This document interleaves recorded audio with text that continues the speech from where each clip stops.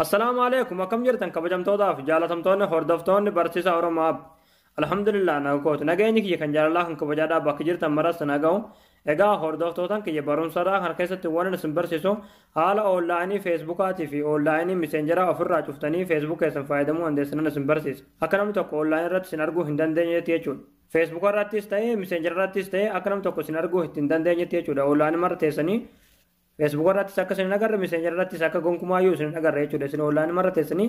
oonlaayinii keessan dhoffattanii haalatti Facebook keessan fayyadamuu dandeessan jechuudha. Egaa hordoftoota kiyya egaa barumsaatiin darbuun duratti warroonni YouTube channel kiyya faarawwataa ta'an subscribe gochuun dagatinadha yeroo subscribe gootan mallattoo notification kana kilikii godhaadha achi booda all ka jettu irratti tuqadha jechuudha barumsi asirratti dabarsuun tokkolleen akka isin dabarre jechuudha akkasuma barumsa keenya yoo jaallattu viidiyoo keenya like gochuudhaan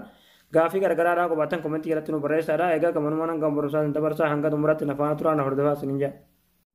Hayyee hordoftoota kiyya oonlaayinii feesbuukaa ofirraa cufuudhaaf feesbuuk keessatti galtanii achi booda sarara sadii kana kilikni gootanii ammallee gadanii buutanii seetingis inde piraayveetii kajeenu kilikni gootanii seetingis kajee kana kilikni gootanii ammallee gadi buutaniiti aktiiv staatus kajee kana kilikni gootanii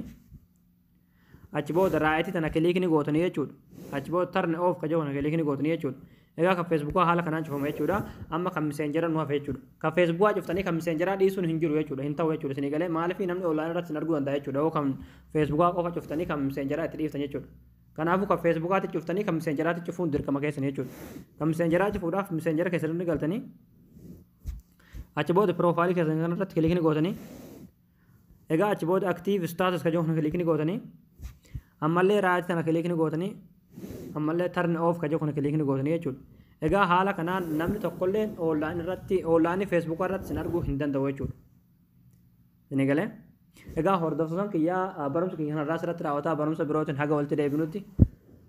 barumsa keenya yoo jaallattan viidiyoo keenya laayik gochuun dagatiin aadaa gaafii gargaraadhaa qabaatan komentii galatti nu barreessaadhaa waan hordoftaniif galatooma.